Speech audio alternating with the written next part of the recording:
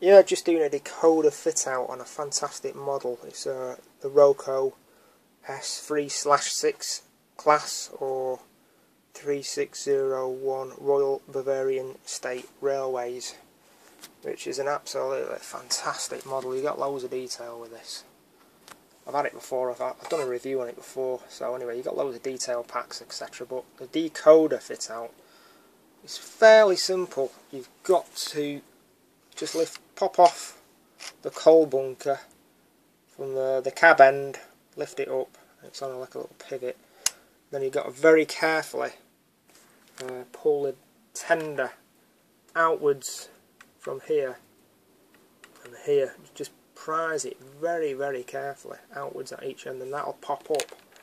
Then you get access to the 8-pin interface, which is on a side, mounted on its side, which is, I've never seen that before, really unusual. So it's sticking up on the circuit board. Pop off the plug, carefully insert the 8-pin decoder. The wires just go up through the side, fairly simple to do, and the decoder can then go either inside the coal bunker where there's space for it to go, or you could possibly put it somewhere else as well. There's not a great deal of space. You can do a sound fit out on this, but it's really cramped. You've not got a lot of space. So I'm just doing a normal 8-pin decoder. I'll put a lens decoder in this one, so it should work very nicely. You get a display track, so I'm going to show that working soon. Just a point, when you're plugging in the interface, it's got to be pushed in all the way, and to hold that back plate while you're doing it so you don't bend or snap it. It's really tricky. I've not come across one like this before. But yeah, so you've got to make sure that's flush with the side so you can put the tender body back on. And obviously you just feed the wires up through. It's quite tricky. Yeah, so I've installed the decoder. You've got to be really careful though, because there's fine wires that run both sides of the cab for the spring-loaded cab doors. And you've got a drive shaft, and you've got the flywheel to make sure you don't get wires tangled up.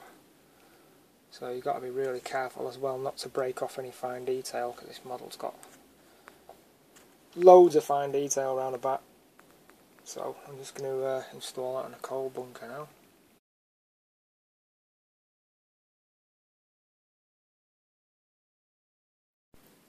Yeah, the coal bunker just pops off from the actual chassis part of it, which is the top section. So you put your decoder in there, it's got the slot for the wires to come up through there.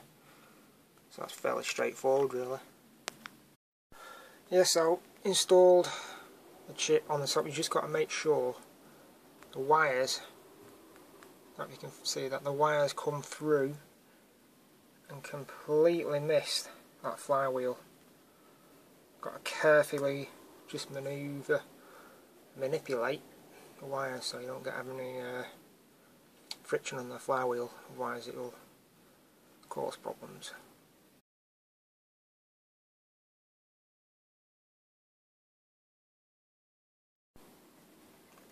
Right, so I'm installing a crew. I've tested the loco around the layout and it's fine round corners. There's nothing snagging. But to fit the crew, which I'm fitting a driver and a fireman, you've got to cut the legs off just below the knee, and I've copy-dexed this particular guy here. I've copy-dexed him to the inside of the flexible door which moves around corners to roughly around the correct height. And that's the only way, because of the drive shaft going straight through the middle, which moves around corners. You can't actually stick them to the deck of the cab. So that's the best way I found anyway, so that's just the finishing touch. So now I've got it in operation. Seems to be running perfect now. Just got to test it on the bends on the layout.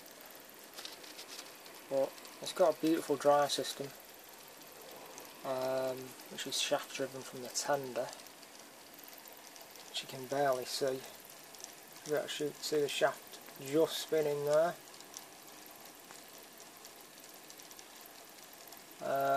And on the tender it is 4-wheel drive.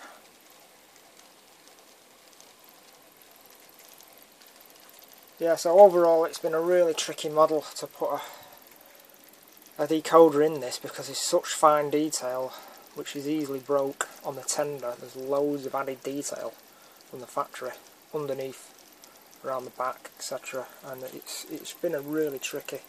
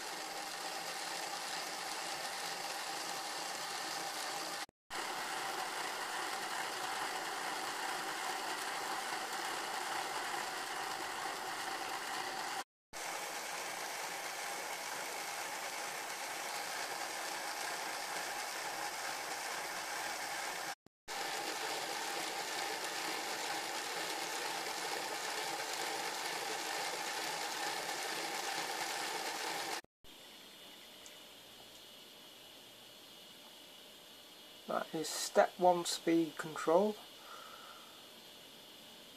Got step 2, step 3, step 4.